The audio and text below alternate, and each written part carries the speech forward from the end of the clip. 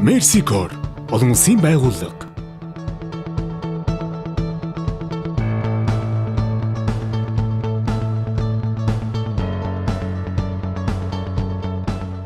За мал аж ахуйн үйлдвэрлэлийн хаврын нэгдсэн арга хэмжээний хүрээнд малчид мал аж ахуйн мэргэжилтнүүд зориулсан сургалтыг явуулж байна.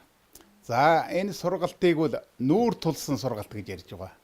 Тэр нь учир нь юу гэвэл яг үйлдвэрлэлээс нь хөндийрүүлэхгүйгээр яг малчны гэр оронд нь ийм халуун ярианы маягаар халуун яриа гэж ийм маягаар явуулж байгаа ийм сургалт байна. За энэ 10 таар зохион байгуулагдаа явагдаж байна. За энэ сургалтаар бол нэг 4 чиглэлийн сургалт явж байгаа. Нэгдүгээрт малын үржлийн ажлын талаар суур ойлголт өгье гэж. За манай малчд бол яг анхан шатны ойлголт бол бий л дээ. Тэгвэл малын үржлийн ажил гэдэг маань шинжлэх ухааны үндэстэй явах ёстой. Өөрөөр хэлбэл үнэ бүх хоёр нийлвэл үржлийн ажил болж байна гэдэг энэ ойлголтоос бол салах хэрэгтэй болоод байна.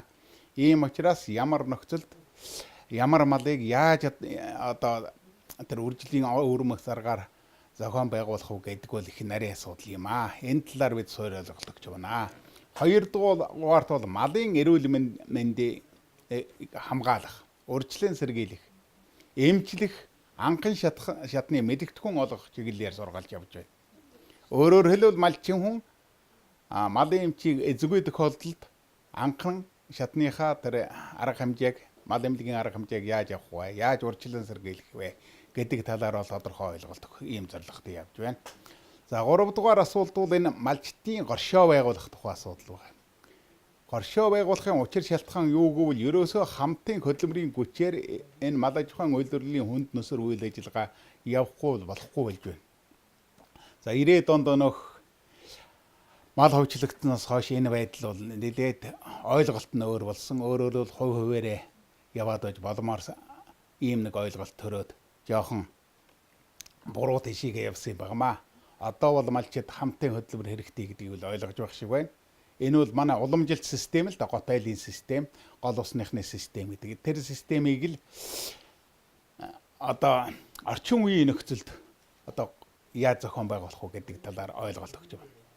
За 4-р асуудал бол энэ бэлчээр тэжээлийн тухай асуудал. За бэлчээрийн маллагааны нөхцөлд бол энэ мал тэжээх тухай ойлголт бол манай малчтаас нэлээд өндөй байдаг.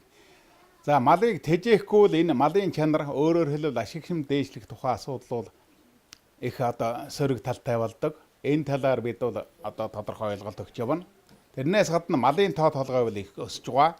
Өөрөөр хэлбэл чанар муутай малын тоо толгой их өсөж байна гэсэн үг.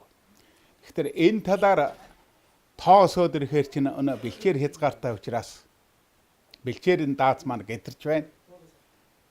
Эдийн засгийн хувьд ач холбогдол багтай тийм малын тоо толгой гэтэрхий өсөх хандлагатай байна.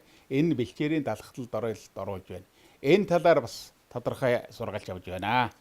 Дараагийн нэг асуудал бол энэ шинээр хууль дүрмүүд бий болж байгаа. Одоо малын генетик нөөцийн хууль батлагдлаа, малын эрүүл мэндийн тухай хууль батлагдлаа. Энэ 6 дугаар сарын 1-ээс эхэлж хэрэгжиж эхлэх гэж байна. Энэ талаар малчин хүн ямар үүрэгтэй, ямар эрхтэй энэ талаар тодорхой заасан ийм дэвшилттэй хуулиуд байгаа. Энэ талаар бас ойлголт өгөх. Ийм 5 чиглэлийн сургалт яг малчны хотод явагдаж байна. Манай төслийн хүрээнд.